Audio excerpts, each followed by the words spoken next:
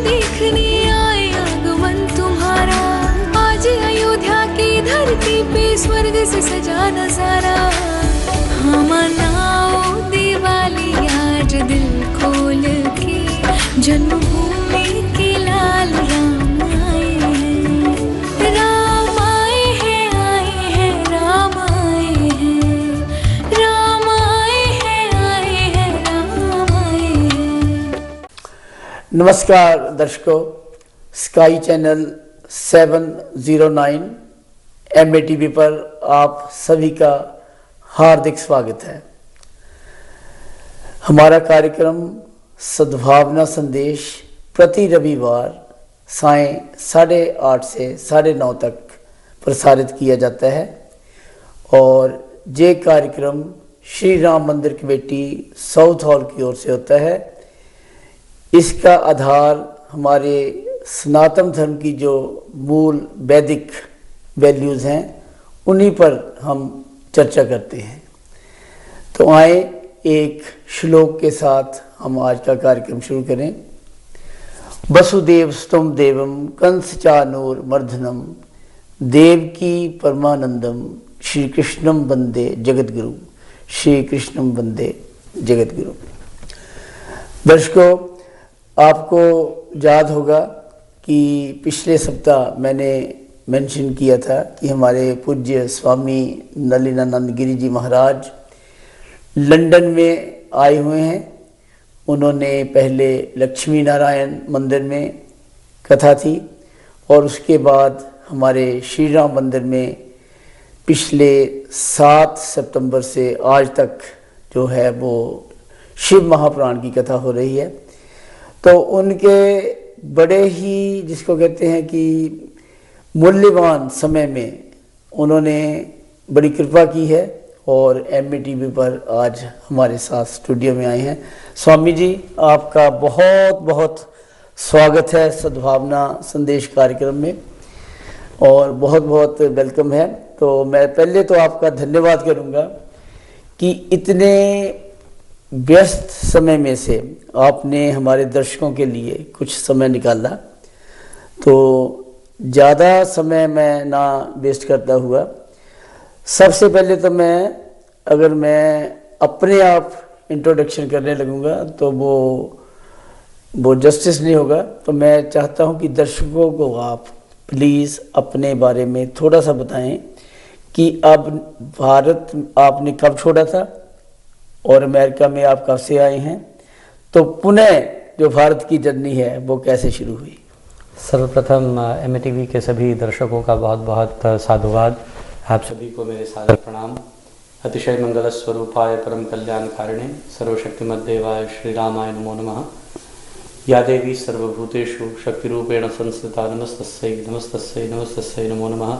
मुझे बहुत बहुत हर्ष प्राप्त हो रहा है। मेरे बहुत आदरणीय श्री उमेश चंद शर्मा जी, जो श्री राम मंदिर के चेयरपर्सन हैं, जो हिंदू काउंसिल ऑफ UK के लिए अंदर एक बहुत अहम किरदार निभाते हुए एज ए चेयरपर्सन सभी संस्थाओं को और सनातन मूल्यों को संरक्षित करने के लिए इंग्लैंड में एक बहुत सशक्त कार्य कर रहे हैं।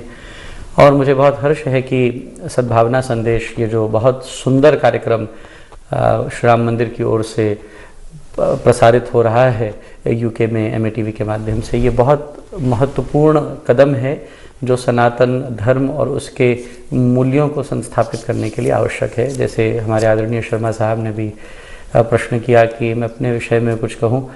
I was born and brought up in a business family and I did my masters in BCom and then I did my MBA in marketing and finance। और वहाँ से फिर भारत में एक प्रचारक की यात्रा हुई।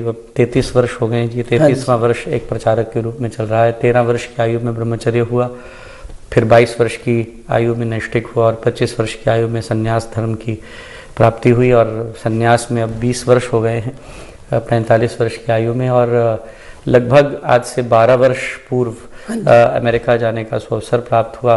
ईश्वर ने बड़ी कृपा की। मेरी पहले न्यूजीलैंड की सिटीजनशिप फाइनल हो गई थी, लेकिन अमेरिका के सभी लोग नित्य प्रति सत्संग में आया करते थे। 2-2, 3-3 महीने आके पटियाला रुका करते। तो वहाँ से एक धारणा बनी कि आप एक बार अमेरिका आइए। हाँ जी। तो अमेरिका गया था मैं 6 महीने के लिए, लेकिन फिर वहाँ लगातार 8 साल रहा और उसी 8 साल के अंदर अंदर वहाँ 2 आश्रमों की स्थापना हुई हाँ जी। और ईश्वर कृपा से प्रचार प्रसार का कार्य हुआ। वहीं से पुलिस चैप्लनसी भी मिली। और अभी व्हाइट हाउस में पहली बार 24 सितंबर से एक अहम किरदार अदा करने का मौका मिलेगा कि जहां हम योग, ध्यान, काउंसलिंग और अपनी वर्तमान पीढ़ी को भगवत गीता और वेद का सशक्त संदेश दे पाए, ऐसी कामना करते हुए ईश्वर ने एक सेवा बख्शी है, उस सेवा को निभाने के लिए तत्पर हूँ जी। बिल्कुल। दर्शकों, मैं तो स्वयं जा चुका हूँ स्वामी जी के आश्रम में और इनका जो वहाँ का कार्यशैली है बहुत ही डिसिप्लिन्ड है। एक एक मिनट का ध्यान रखा जाता है और जितनी भी फैमिलीज़ वहाँ जुड़ी हैं वो बहुत, जिसको कहते हैं कि अपने जो ड्यूटीज़ हैं, रिस्पॉन्सिबिलिटीज़ हैं, कुछ भी स्वामी जी उनको कहते हैं तो वो बड़ी गंभीरता से उसको लेते हैं और श्रद्धा भाव जो है वो दिल से है। तो मैंने ये अपने आप देखा है और स्वामी जी की अपनी लाइफ भी बड़ी ही डिसिप्लिन रही है, बड़े स्पष्टवादी रहे हैं।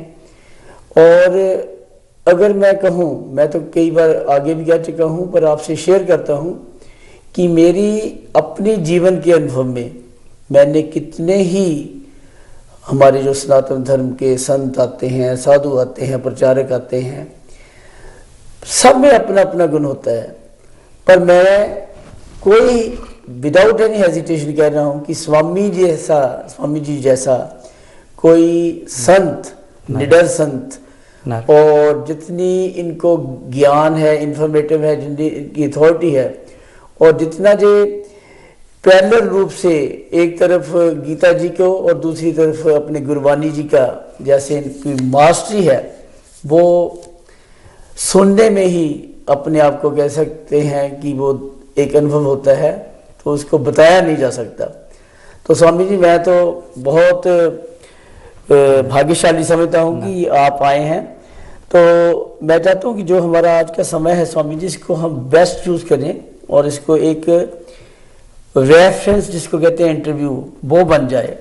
तो मैं आपसे स्वामी जी बहुत विनम्रता से क्वेश्चन करता हूँ कि जो जहाँ का बर्निंग इशू है कि हम अपने बच्चों को, क्योंकि जो पिछली बार आपने कहा था कि पेरेंट्स कुछ बता नहीं सकते, तो अगर कोई लेमैन पूछे, जैसे बच्चों को पूछे या पेरेंट्स को पूछे कि आप हिंदुइज्म के बारे में या सनातन धर्म के बारे में कुछ बताएं, तो क्या बताएंगे?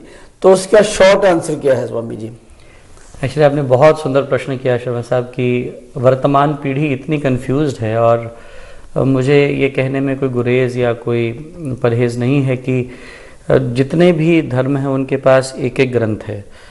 तो लेकिन वैदिक वाङ्मय इतना बृहद है, 4 वेद, 6 शास्त्र, 108 उपनिषद, फिर उसके बाद 12 दर्शन, 12 स्मृतियाँ, 18 पुराण और वेदांत के ग्रंथ, अद्वैत सिद्धि, नैसर्गिक सिद्धांत, पंचदशी, विवेक चूड़ामणि, विचार सागर, शारीरिक भाष्यकम, ये सभी ग्रंथ इतने बृहद हैं कि इन सब का एक संक्षिप्त उत्तर देना वैदिक सनातन संस्कृति के लोगों को कठिन था। But there was such a beautiful verse that was created in the scriptures was to teach our youth in one shloka about a synopsis of Hinduism that I've also taken in the White House and also taken down to our police chaplain department of Maryland and Virginia.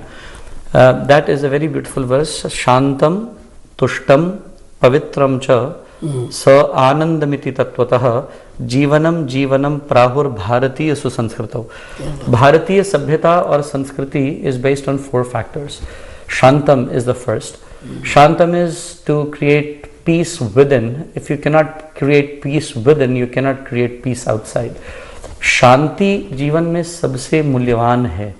हर इंसान धन कमाकर भी अंततोगत्वा शांत होने की चेष्टा करता है। अशांति से आया हुआ धन भी अविवेक का कारण बनता है। तो सबसे पहला भारतीय संस्कृति और सभ्यता का fundamental pillar, there are 4 pillars and on those 4 pillars the first is Shanti, that is peace. दूसरा है तुष्टम, satisfaction, contentment, a person who is content within। जैसे हमारे यहाँ दोहा कहा गया है, जब आवे संतोष धन सब धन धूरी समान।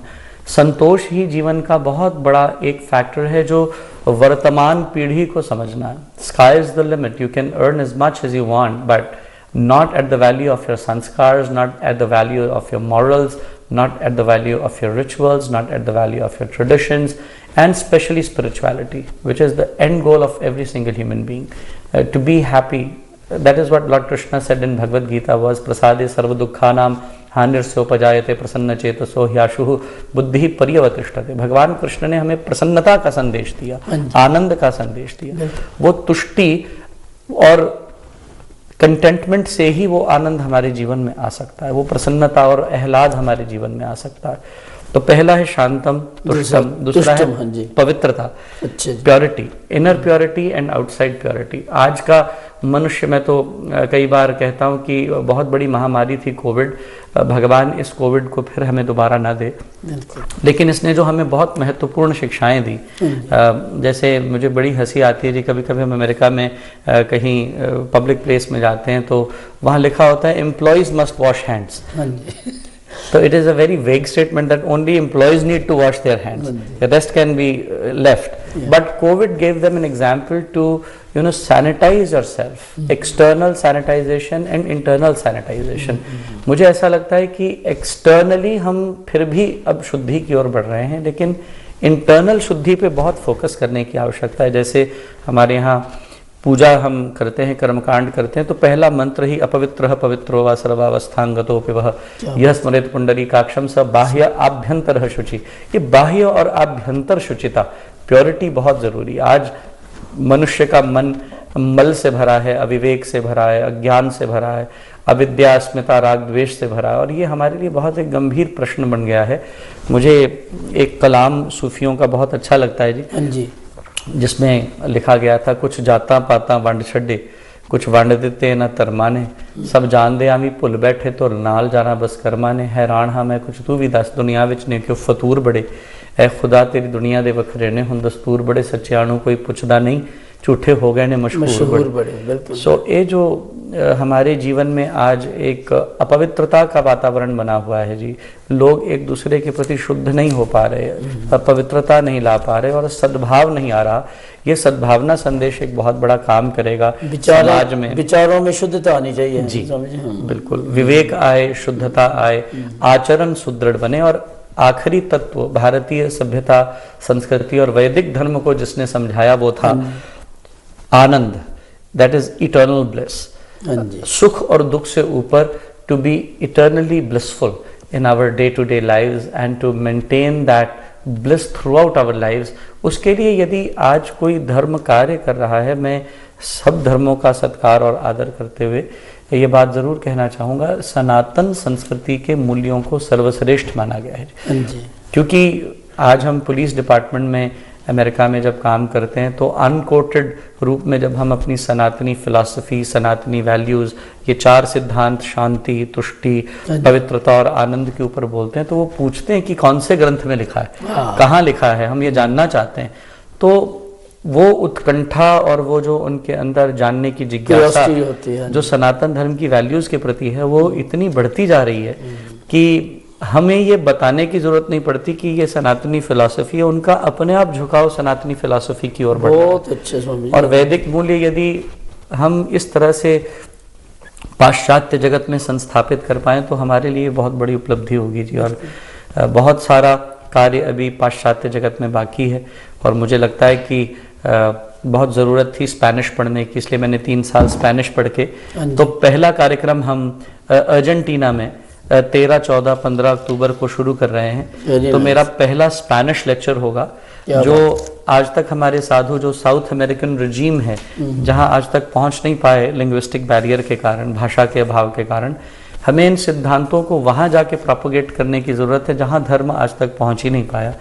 तो अभी आइसलैंड में हम एक नए मंदिर की संस्थापना करके इस कार्य का यूरोप में भी विस्तार हो, उन देशों में जहां भारतीय मूल के नागरिक भी हैं और पाश्चात्य जगत के लोग भी हमारे साथ जुड़ने की कामना करते हैं। शांति, दया, मैत्री, प्रमुदिता, करुणा और इन सब सिद्धांतों का प्रतिपालन करने के लिए प्रतिबद्ध हैं, तो उन तक ये पहुंचाने की चेष्टा कर रहे हैं जी। स्वामी जी, जैसे आपने कहा कि ये जो चार शांति, तुष्टम, प्योरिटी और आनंद का जो है, मैं तो इसको कंपेयर करता हूँ, जैसे हम कहते हैं ना कि वसुदेव कुटुंबकम। ठीक।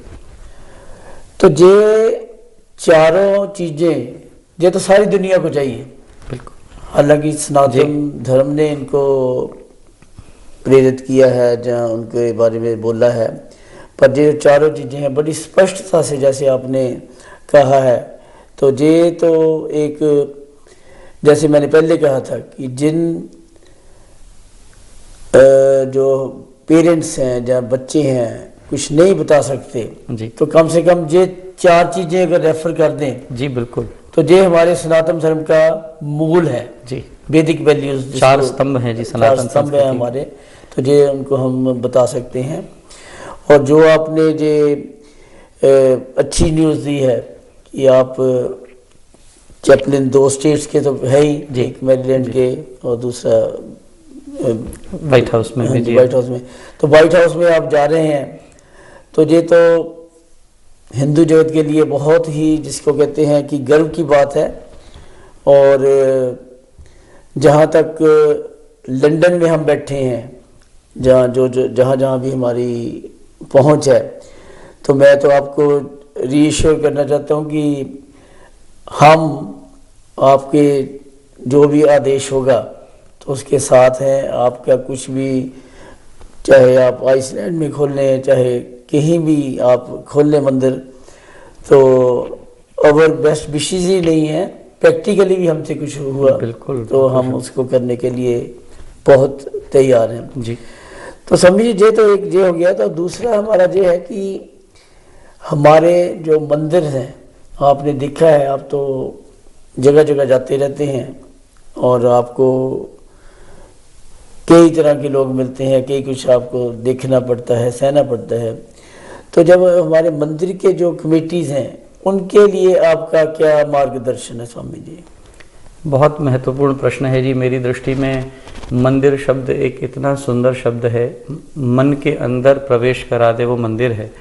और हमारी जो समितियां हैं, जहाँ जहाँ कहीं किसी भी छोटे कारण से कहीं कोई आपस में मतभेद है और मनभेद रखे बिना यदि कार्य किया जाए, तो मुझे लगता है कि आज सनातन धर्म को हम बहुत आगे ले जा सकते हैं। क्योंकि मंदिर केवल इबादत का घर ही नहीं, इन देशों में, पाश्चात्य जगत में मंदिर हमारी सभ्यता, हमारी संस्कृति, हमारे गुण, हमारा धर्म और उसके साथ साथ सोशल एक्टिविटी के लिए भी मंदिर एक बड़ा सशक्त प्लेटफॉर्म है, जहाँ से हम समाज, जहाँ से हम राष्ट्र का चिंतन, जहाँ से हम वैदिक विकास कर सकें।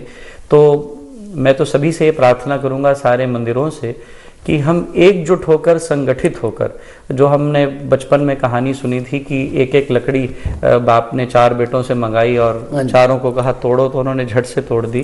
पिता ने 4 लकड़ियां बांध के अपने पास रखी हुई थी, चारों पुत्रों को कहा इन बंधी हुई लकड़ियों को तोड़ के दिखाओ। तो वो कहानी अगर आज हम सब जगह संगठन को, जैसे गुरु गोलवलकर जी को मैं बहुत, मेरे पूज्य हैं, मेरे आदरणीय हैं, वंदनीय हैं, उनके कहे हुए सिद्धांत को मैं बहुत तवज्जो देता हूँ जी, कि संगठन ही इस कलिकाल का महामंत्र है। तो संगठन शक्ति से यदि हम आगे बढ़ें, जैसे हम दूसरे धर्मों में देखते हैं, वो लोग बहुत संगठित हैं, उनका संगठन इतना सशक्त और सबल है कि वो क्षणों में संगठित हो जाते हैं, चुटकियों में। आज वैदिक सनातन संस्कृति के धर्म केंद्र जो मंदिर हैं, हम उनसे आग्रह करेंगे, ये मैं व्यक्तिगत अपील करना चाहूँगा, बहुत संगठित होकर हम सनातन धर्म को फॉरमोस्ट रखें। और टीवी के माध्यम से एक बात की अभिव्यक्ति मैं ज़रूर करना चाहूँगा कि हम व्यक्तिवाद से बचें। कोई साधु महत्वपूर्ण नहीं है, कोई व्यक्ति महत्वपूर्ण नहीं है। हमारे लिए सबसे बड़ा फोकस केवल और केवल सनातन धर्म है। हम सबका फोकस और एजेंडा केवल और केवल सनातनी मूल्यों पर काम करना होना चाहिए। किसी व्यक्ति विशेष की प्रमोशन नहीं, केवल और केवल सनातन धर्म की। और आज जो गुरुडम की ये अंधी दौड़ चल पड़ी है जी, हाँ जी, इस गुरुडम की दौड़ को भी हमें खत्म करना चाहिए, क्योंकि जहां जहां व्यक्तिवाद आ जाएगा, सनातन धर्म की आड़ में आज व्यक्तिवाद पनप रहा है, सनातन धर्म को पीछे कर दिया गया।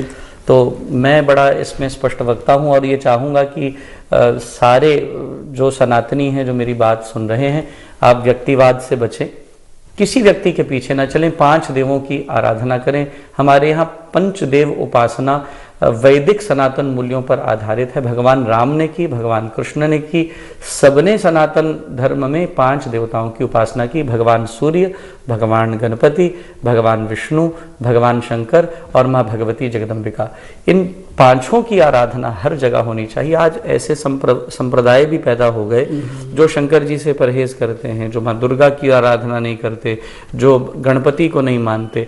ऐसे भी संप्रदाय आज इस समाज में उत्पन्न हो गए हैं। हम चाहते हैं कि हर व्यक्ति जो सनातनी है, जो तिलक धारण करता है, जो यज्ञोपवीत धारण करता है, जो भगवा पहनता है, उनके अंदर कम से कम पंचदेवों का सत्कार करने की सामर्थ्य होनी ही चाहिए और वो 5 देवों को माने और व्यक्तिवाद से बचें।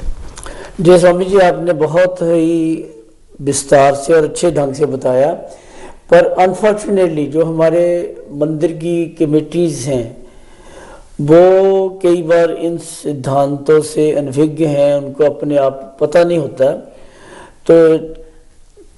तो मैं तो आप इस हक में नहीं हूँ कि कोई भी आदमी अपने आप को भगवान कहे। भगवान तो बिल्कुल कहना ही नहीं चाहिए और लोगों को भी मानना नहीं चाहिए। पर इसके साथ साथ स्वामी जी एक और मेरे मन में जो प्रश्न आता है, जिससे मैं बहुत एक्चुअली दुखी होता हूँ, कि ये जो सो कॉल्ड प्रचारक आते हैं, जिनको टीवी में अगर आप लगाओ सारा दिन, वो दुख होता है देखने को। तो उनके लिए आपकी क्या गाइडेंस है? हम जैसे जो मंदिर वाले हैं, हमको तो पता नहीं होता, हमको तो ऐसे ही कहा जाता है कि ये सो एंड सो दिस, पर जब उसको देखते हैं तो बड़ा ही दुख होता है। तो इसके बारे में आप थोड़ा सा हमें गाइड करें, जो specially not only me, Ram मंदिर, टोटल मंदिरों वाले हैं जो, तो इन प्रचारकों को जब मंदिर वाले बुलाते हैं, क्या क्या क्या हमें देखना चाहिए? मैं सबसे पहले तो मेरे बहुत आदरणीय शर्मा साहब की प्रशंसा करना चाहूँगा, जो एक जौहरी की तरह पहले तो परख रखते हैं, और मैं चाहूँगा कि बहुत से मंदिर इस जौहरी वाली परख को अपने अंदर पैदा करें, क्योंकि एक बहुत महत्वपूर्ण प्रश्न हमारे आदरणीय शर्मा साहब ने रखा। प्रश्न की गंभीरता इतनी गहरी है कि उस पर बहुत विवेक से उत्तर देना पड़ेगा।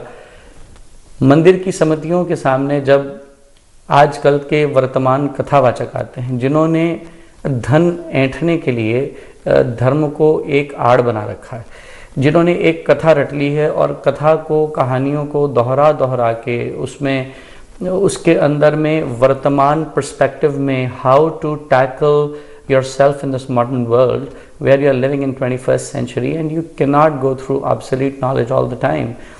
You have to make it more logical, you have to make it more practical for the person listening to you, so that they can imbibe that scripture in your present life today. That is very important.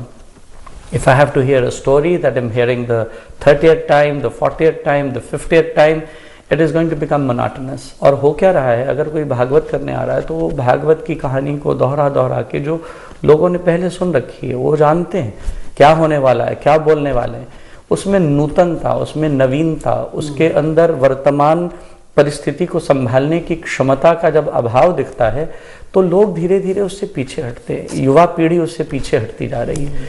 उस युवा पीढ़ी को उसको तार्किक रूप से समझाने की, बताने की, with all logical approach, how will it impact my life today, that is more important. I am not interested in a story that is gone past and I've heard it 30 times. I know it by heart. Now I need to know how will it impact my life today.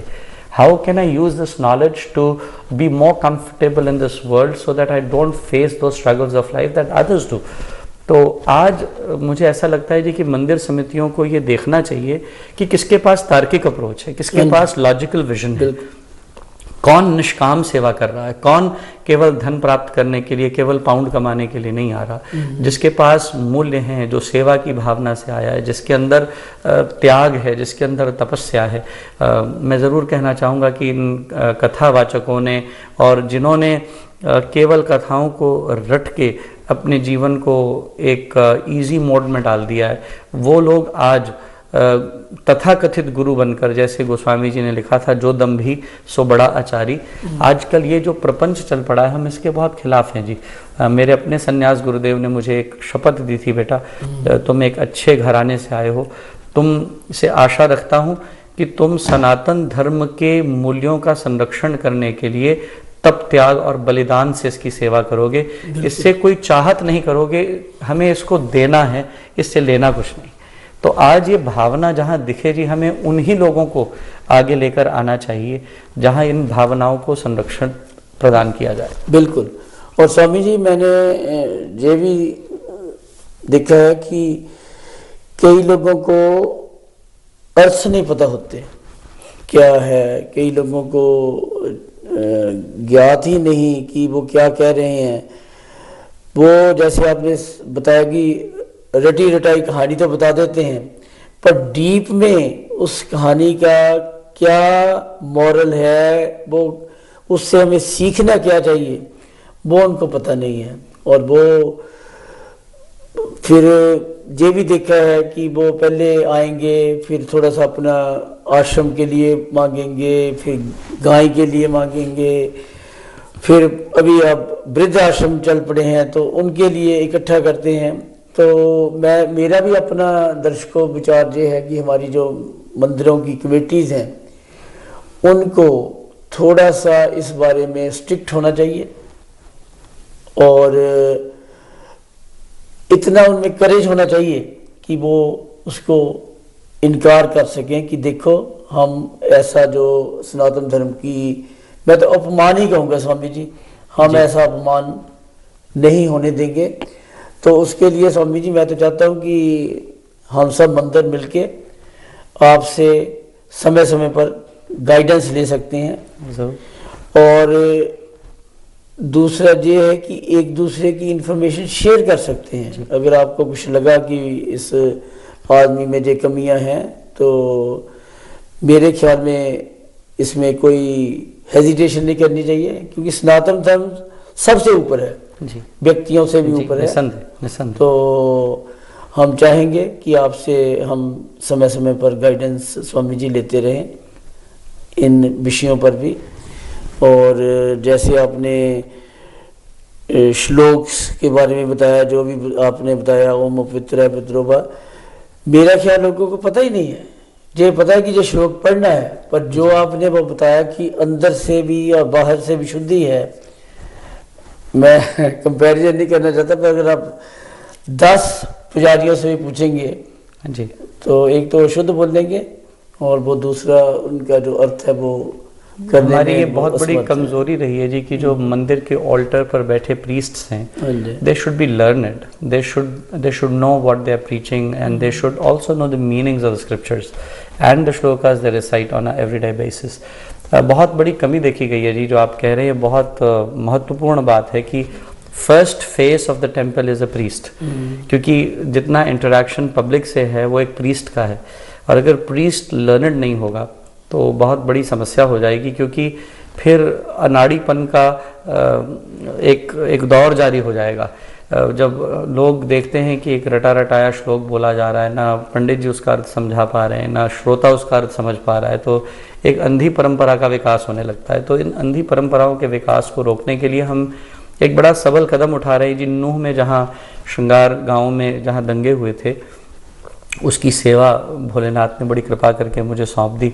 तो हमने वहाँ पे एक संकल्प लिया जी, एक university create करने का, जहाँ पर हम मॉडर्न एजुकेशन के साथ साथ इंग्लिश स्पीकिंग बिल्कुल ऑर्डेन्ड प्रीस्ट्स को ऑर्डिनेशन प्रोसेस के साथ, उनको जैसे क्रिश्चियनिटी में क्लर्जी में ऑर्डिनेशन होती है, there is a systematic set procedure, they go through a course, उसमें उनको इंग्लिश भी पढ़ाई जाए ताकि वो वैदिक मूल्यों को फर्स्ट फेस जो है वो समझाने की योग्यता रखे।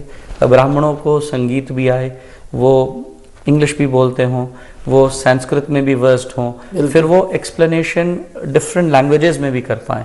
तो उनको हम चाहते हैं जी उस यूनिवर्सिटी के माध्यम से हम उनको आगे देश प्रदेश में जहाँ जहाँ मंदिरों में इंग्लिश स्पीकिंग प्रीस्ट्स की ज़रूरत है, ताकि हम वेस्ट को अपने संस्कारों से फर्स्ट फेस से परिचित करा पाएँ। क्योंकि हम लोग भी मंदिरों में थोड़े समय के लिए जाते हैं, प्रीस्ट तो वहाँ सदा रहते हैं जी, तो उनका विद्या प्राप्त करना आवश्यक है। और मैं आह्वान करूँगा कि सारे देश प्रदेश के लोग इस यूनिवर्सिटी को प्रमोट करें, ताकि वैदिक मूल्यों को हम हर भाषा में, चाहे वो स्पेनिश हो, चाहे वो लैटिन अमेरिकन कंट्रीज़ की स्पेनिश लैंग्वेज हो, चाहे वो फ्रेंच हो, चाहे वो इंग्लिश हो, चाहे वो हिंदी हो, पंजाबी हो, तमिल हो। मैं स्वयं तेलुगु पढ़ रहा हूँ जी अभी, गुजराती के साथ साथ स्पेनिश पढ़ी, अब तेलुगु पढ़ रहा हूँ। तो हमें सब भाषाओं के मूल लोगों को टच करना है और तार्किक और बिल्कुल यथायोग्य स्पष्ट अर्थों के साथ शास्त्र के मूल्यों को पहुंचाना है। जैसे आपने कहा कि अपवित्र पवित्रों का जो अर्थ नहीं कर सकते, बिल्कुल, तो वो कैसे युवा पीढ़ी को जोड़ेंगे? मैं अभी हमारा जो ब्रेक का टाइम हो रहा है, तो दर्शकों मैं सेकंड हाफ में स्वामी जी से जो मेन हमारे श्लोक्स हैं, उनके जो अर्थ हैं, उनके बारे में मैं सेकंड हाफ में स्वामी जी से बात करूंगा। ब्रेक के बाद हम मिलते हैं। बहुत बहुत धन्यवाद।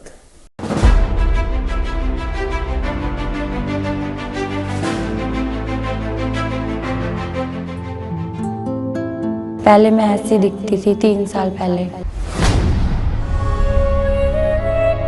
अब इस बीमारी के बाद से मतलब मैं ऐसी हो गई हूँ। पहले मेरी बच्ची बहुत सुंदर और हंसमुख थी। वक्त उसकी खूबसूरती को मिटा गया। दीपा की दोनों किडनियां खराब हो गईं। डायलिसिस पे मेरी तबीयत हर बार बिगड़ती है, पानी भी नहीं पी पाती हूँ। डॉक्टर ने कहा है कि आप जल्द से जल्द ट्रांसप्लांट करा लीजिए, वरना आपके साथ कुछ भी प्रॉब्लम हो सकती है आगे, शायद आप ट्रांसप्लांट के भी लायक ना रहें। किडनी की बीमारी का असर धीरे धीरे लीवर पर भी होने लगा। 10 लाख रुपए बताए हैं। एक ही दुकान है छोटी सी किराए की, जिस पे प्रसाद बेचते हैं। जो कमाई होती है उससे घर चलता है मुश्किल से। काफ़ी कर्जा भी कर लिया है। मैं अपनी किडनी दूंगी अपनी बच्ची को। मैं चाहती हूँ आप लोग मेरी मदद करें, और ताकि मेरे को एक नया जीवन मिले, मैं अच्छी लाइफ जी सकूँ।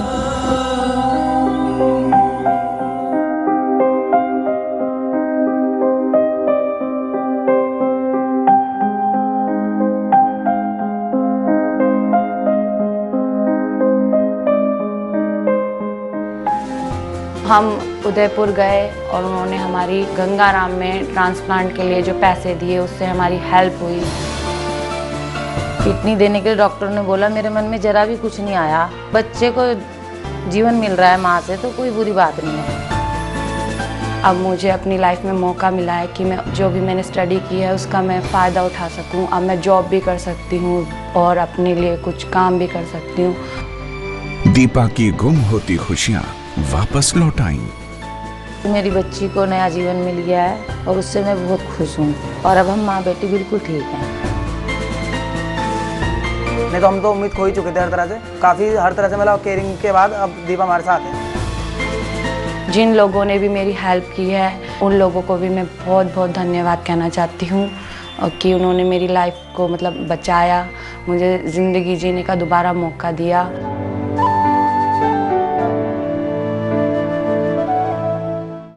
हमारा नाम अंजनेल है, हमारा डिस्ट्रिक्ट महबूब नगर, तेलंगाना।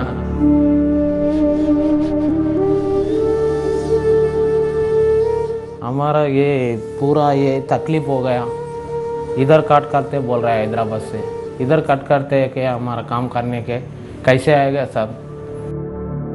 उदयपुर आते ही ऐसा लगा मानो कोई अपना मिल गया हो। गरीब, बीमारी, कष्टग्रस्त आंजनेय का हुआ जटिल सफल ऑपरेशन।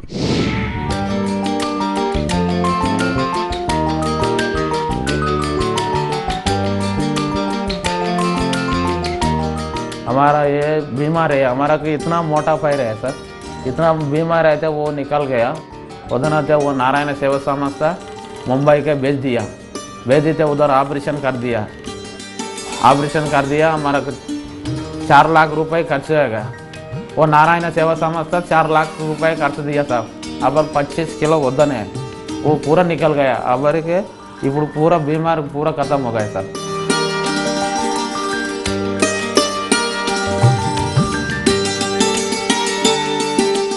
हस्बैंड पैर अंजनेलू, इतना पैर मोटा है, मुंबई से ऑपरेशन काट दिया।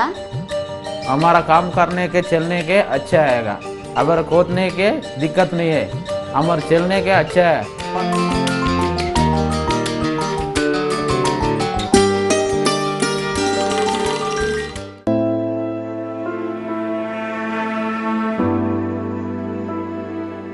मेरे बच्ची के बचपन से समस्या है कि ये सुन नहीं पाती है, तो 5 साल पहले इसका ऑपरेशन हुआ था, कोक्लियर इम्प्लांट नाम का।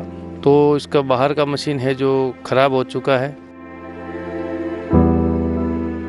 अभी डॉक्टर कहते हैं कि आपको खुद लेना पड़ेगा, जो कि कीमत इसकी 2,70,000 के आसपास बता रहे हैं। नारायण सेवा संस्था के जरिए मेरी बच्ची को सुनने का मौका मिलेगा और उसका भविष्य सुधर जाएगा।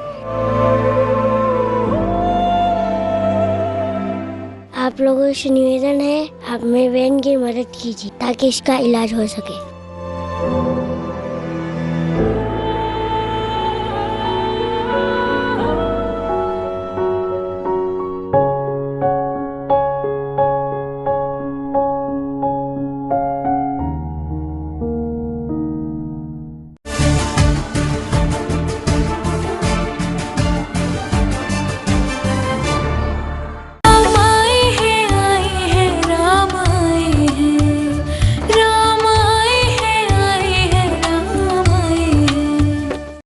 नमस्कार दर्शकों, ब्रेक के बाद आपका एक बार फिर स्वागत है हमारे कार्यक्रम सद्भावना संदेश में।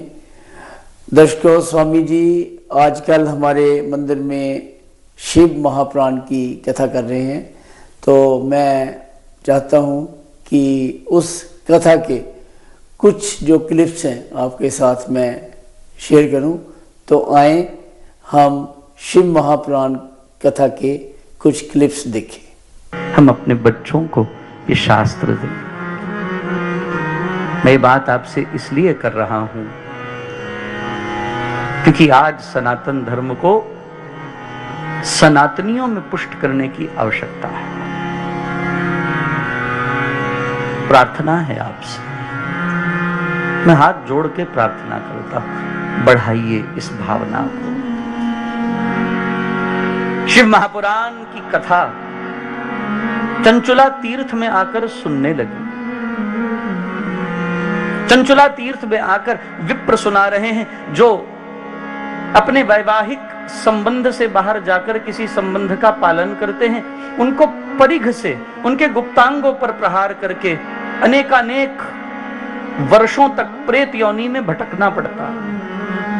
चंचुला विप्र के पास आकर कहती है, महाराज मैंने ये गलती की है जीवन में, जो आप बोल रहे थे, मुझे उपाय बताइए। ब्राह्मण कहने लगे, देवी तुमने यदि जान लिया है, गलती तो हर इंसान करता है और होती हैं गलतियां, कोई जगाने वाला चाहिए। महाराज रत्नाकर से गलती हुई है, उसने चोरी की, ठगी की, और महाराज वो तो डकैत था। महाराज तलवार दिखाकर लूटता, और इत्तेफाक से नारद जी मिल गए। नारायण नारायण करते हुए नारद जी आए और नारद जी को कहने लगा, जो कुछ है निकालो, नहीं तो अभी मौत के घाट उतार दूंगा। देवर्षि नारद ने कहा, जो धन तू चाहता है वो तो हमारे पास नहीं है, लेकिन तेरे धन से बड़ा धन पाउंड और डॉलर तो यहीं चलेंगे, जो यहां भी चले और वहां भी चले, हमारे पास वो धन है। हमारे पूज्य दादा गुरुदेव लिखते हैं, अहो मैं राम नाम धन पाया, कान में राम नाम जब आया, मुख से राम नाम जब गाया, मन से राम नाम जब ध्याया, पाकर राम नाम धन राशि, घोर अविद्या विपद विनाशी, बढ़ा जब राम प्रेम का पूर, संकट संशय हो गए दूर। हमारे पास वो धन है, अगर वो धन चाहिए तो हम लुटाने के लिए तैयार हैं, जितना चाहता है उतना लूट ले रत्नाकर, लेकिन हमारे एक प्रश्न का उत्तर दे दे। पापा दी खट्टी तिजोरियां तू परियां, पापा दी खट्टी तिजोरियां तू परियां, जपना सी नाम गवा लिया कड़ियां,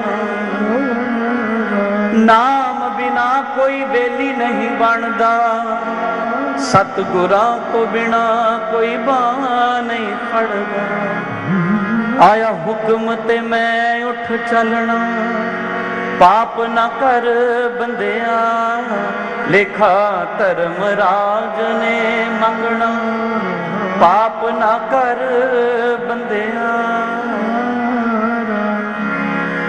गुरबाणी भी कहती है, धर्मराय जब लेखा मांगे, क्या मुख लेके जाहेगा, राम सिमर पछताहेगा मन, धन जो बनका गरबना, की जय कागद ज्यों गल जाहेगा, जो जम आए केस गह पटके, तौ दिन कछना वसाहेगा, सिमरन भजन दया नहीं कीनी, तौ मुख चोटा खाहेगा, कहत कबीर सुनो भई साधो, साध संगत तर जाहेगा। नारद जी ने कहा, पापा दी खट्टी तिजोरियां तू भरियां, जपना सी नाम गवा लिया घड़ियां, जिनके लिए तू पाप करता है रत्नाकर, जिस संतति के लिए तू धनार्जन करके, लोगों की हत्या करके उनका नेकी और ईमान से कमाया हुआ धन छीनता है, क्या वो तेरे पाप में तेरे भागी बनेंगे, जिनके लिए तूने पाप किया? रत्नाकर ने नारद जी को कहा, चेतना जगा दी ना, ऐसा प्रश्न खड़ा कर दिया जो महाराज चुप गया। रत्नाकर ने कहा, नारद जी आप थोड़ी देर यहां ठहरोगे? बोले, हम यहां बैठे हैं जब तक तू वापस नहीं आता। क्या करना है? बोले, मैं घर जाके आया। भागा हुआ घर गया,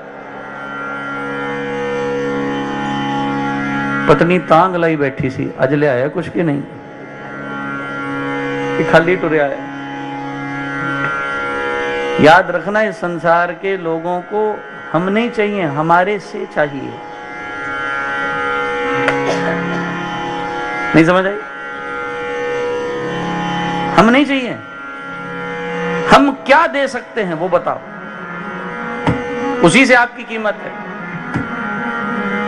मैं तो आपसे एक एसिड टेस्ट, जानते हो ना, एक एसिड टेस्ट देता हूं आपको। लिटमस टेस्ट होता था ना, जब हम 10वीं 11वीं में पढ़ते थे तो केमिस्ट्री लैब में लिटमस टेस्ट कराया करते थे, एसिड टेस्ट। एक एसिड टेस्ट देता हूं आपको, जिसको आप बहुत प्यारा समझते हो, पत्नी, बच्चे, दोस्त, रिश्तेदार, जिनको बहुत प्यारा समझते हो, 1 महीना उनको को अपना धन का नाता खत्म। आज से एक दूसरे के साथ प्यार रखेंगे, बाकी लेन देन बिल्कुल बंद। क्या होगा? बोलो ना जी। मैं मंगत जी की बात से बिल्कुल सहमत हूं, कहानी खत्म।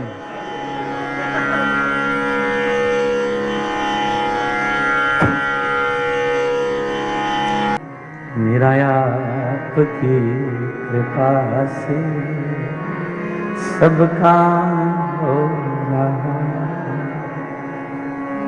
करते हो तुम कन्हैया, मेरा नाम हो रहा, करते हो तुम कन्हैया, मेरा नाम हो रहा है, मेरा आपकी कृपा से सब काम हो रहा। तुम साथ हो जो मेरे, किस चीज की कमी है। तुम साथ हो जो मेरे, किस चीज की कमी है। किसी और चीज की अब दरकार भी नहीं है। तेरे साथ से गुलाम गुलफाम हो रहा, करते हो तुम कन्हैया मेरा नाम हो रहा। एक दोहा बहुत सुंदर है। औरों को जो मिला है मुकद्दर अपने से ही मिला है। औरों को जो मिला है मुकद्दर अपने से ही मिला है। पर मुझे तो मेरा मुकद्दर तेरे दर से ही मिला। गाइए, मुझे तो मेरा मुकद्दर तेरे दर से ही मिला है। तेरी कृपा से दास, तेरी कृपा से दास माला माल हो रहा है। करते हो तुम कन्हैया मेरा नाम हो रहा। भगवान ने विंध्य पर अति कृपा की। भगवान आकर विंध्य पर प्रकट हुए और सब देवता विंध्य पर भोलेनाथ के साथ आ गए। भोलेनाथ को भगवान ने कहा, मांगो विंध्य, क्या मांगते हो? विंध्य कहते हैं, नाथ मेरी शोभा केवल आपसे है। यही संसार के लोगों में कमी है। कोई धन से शोभा मानता है, कोई सत्ता से शोभा मानता है, कोई पुत्र पौत्र आदि से शोभा मानता है और कोई भगवान से शोभा मानता है। फर्क इतना ही। हमारी शोभा, हमारी अस्मिता, हमारा गौरव हमारे भूत भावन भोलेनाथ हैं। जिस दिन ये शोभा बन जाए तुम्हारी, याद रखना तुम्हारी कीर्ति बगैर कहे अमर और अखंड कर देगी। और भगवान ने विंध्य की कीर्ति को अमर और अखंड किया।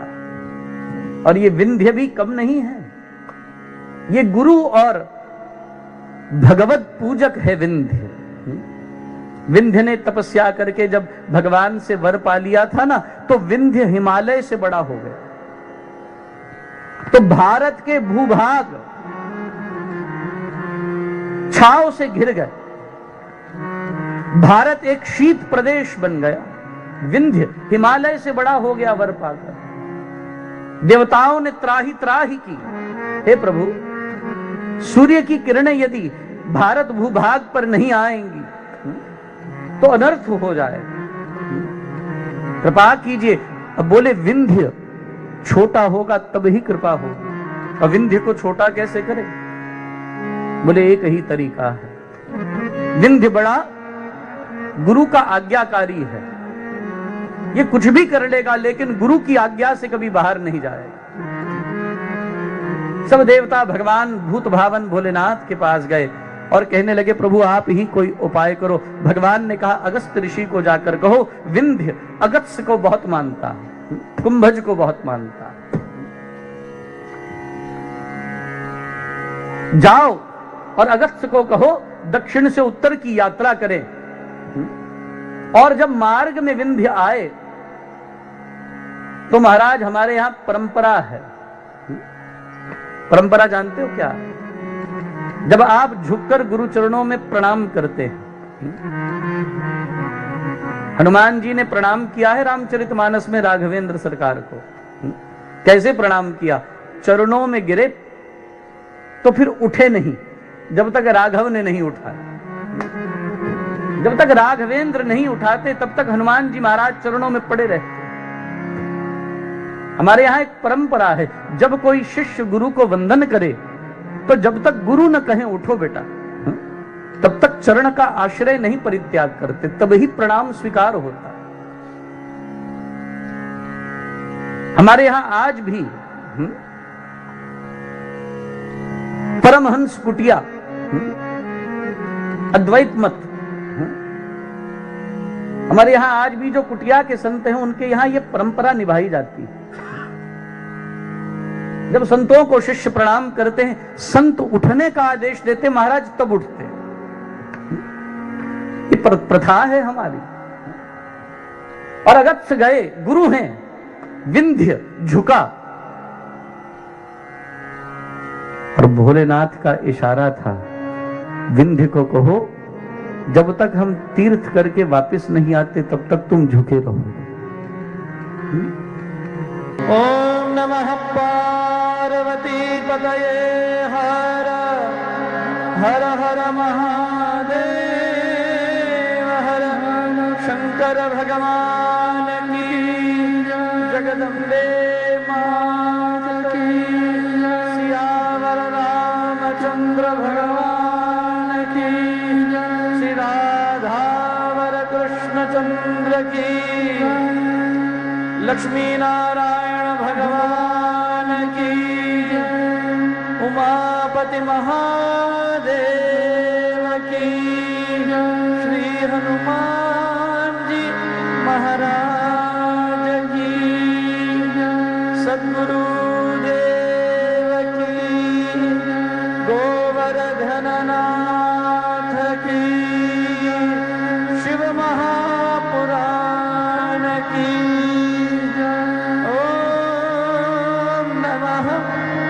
पार्वती पतये हर हर हर महादेव हर नलिनेश्वर महादेव की। सौराष्ट्रे सोमनाथम च श्री शैले मल्लिकार्जुनम। सौराष्ट्र में सोमनाथ के बाद दूसरे ज्योतिर्लिंग हैं श्री शैल पर्वत पर मल्लिकार्जुन। दक्षिण में श्री शैल नाम का बड़ा सुंदर पर्वत है, हैदराबाद के पास। आंध्र प्रदेश में ये दिव्य शिवलिंग श्री शैल पर नामकरण ही बड़ा अद्वितीय है, मल्लिकार्जुन। तेलुगु में मल्लिका को कहते हैं मां पार्वती, और भगवान शंकर को कहा गया है अर्जुन।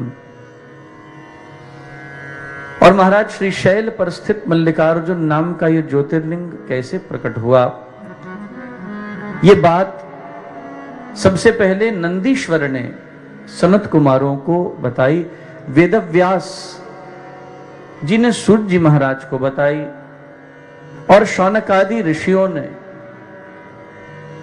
इसे सूत जी महाराज के पावन मुखारविंद से श्रवण किया। आपको मैंने गणपति का चरित्र सुनाया, जिसमें भगवान जगतः पितरो वंदे पार्वती परमेश्वरो, पार्वती और भगवान शंकर की परिक्रमा करके गणपति प्रथम पूजन के अधिकारी बन गए।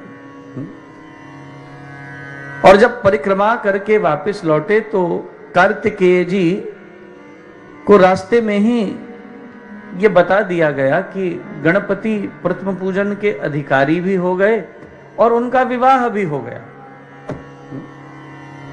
उनका विवाह भी संपन्न हो गया। और महाराज कार्तिकेय को बड़ा कष्ट हुआ यह बात जानकर, आखिर हम भी परिवार का एक हिस्सा हैं। अपनों को हर महत्वपूर्ण घटना पर सूचित करते रहिए महाराज। सूचना बहुत आवश्यक है, नहीं तो मतभेद के साथ साथ मनभेद भी पैदा हो जाएगा। जब आप कोई काम चुपचाप कर लेते हैं, जब आप पारिवारिक जनों की अनुमति को, उनकी सहमति को उपयोगी नहीं मानते, तब बड़ी विपदाएं खड़ी होती है। और कार्तिकेय जी को जब पता चला, अगर प्रथम पूजन के अधिकारी हो भी गए तो हमारे ही भाई हैं, और विवाह हो गया, बहुत अच्छी बात है, लेकिन हमें बताया तक नहीं। बड़े दुखी कार्तिकेय श्री शैल पर्वत पर गए रूठ कर। इसका नाम क्रौंच भी है, इसको क्रौंच पर्वत भी कहते हैं। और 12 ज्योतिर्लिंगों में एक ही ज्योतिर्लिंग ऐसा है जहां मैं आज तक नहीं जा पाया, और वो है मल्लिकार्जुन। आगामी वर्ष मैं 12 ज्योतिर्लिंग यात्रा कर रहा हूं। 15 दिनों में हम 12 ज्योतिर्लिंग भारत में यात्रा कर रहे हैं। जो चलना चाहे हमारे साथ चलिएगा, अलौकिक यात्रा है। एक ही ज्योतिर्लिंग मैं आज तक नहीं कर पाया, जैसी ईश्वर इच्छा।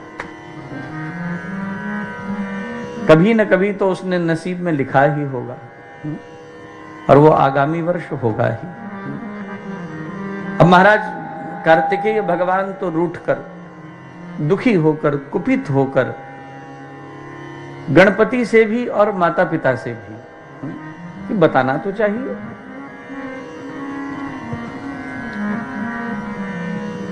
और अगर कार्तिकेय को बताते तो क्या कर शादी में विघ्न प्रस्तुत करते, खुश ही होते, दुखी थोड़ा ही न होते। अपनों को ही तब कष्ट होता है जब उनको सूचना न मिले। आप कोई भी महत्वपूर्ण कार्य अपनी जिंदगी में करें, एक बात पल्ले बांध लें, अपनों को मत भूलो। कितना भी मतभेद हो, मनभेद की परिस्थिति मत लाओ। कार्तिकेय रूठ कर चले गए, और भगवान शंकर और पार्वती जी को पता चला कि कार्तिकेय अभी तक लौटे क्यों नहीं। सब देवता आ गए हैं, कार्तिकेय अभी तक नहीं आए, तो पता चला महाराज आप लोगों की भूलवश कार्तिकेय भगवान ने निर्णय लिया है, अब आज के बाद मैं कैलाश नहीं लौटूंगा, अब मैं क्रौंच पे ही रहूंगा।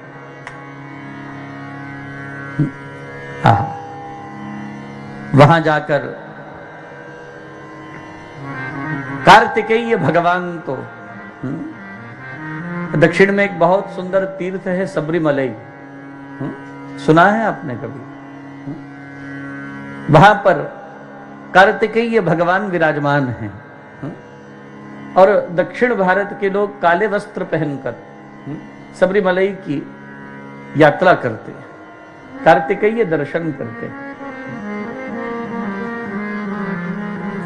ऐसे ही एक बड़ा सुंदर मंदिर है गुरुवायूर। इन सभी तीर्थ स्थलियों के दर्शन का परम सुअवसर भगवान ने प्रदान किया। सो दर्शकों, आज हमारे पास इतना ही समय था, तो मैं आपके बिहाफ से और अपनी ओर से स्वामी जी का बहुत बहुत धन्यवाद करता हूं कि उन्होंने हमारे साथ कार्यक्रम में आए और सनातन धर्म के बारे में जो आज की बर्निंग इश्यूज हैं उनके बारे में बात की, और हमने एक दूसरे को म्यूचुअल अश्योर किया कि सनातन धर्म की प्रगति के लिए हम मिलकर कार्य करेंगे। तो स्वामी जी बहुत बहुत धन्यवाद, बहुत बहुत थैंक यू।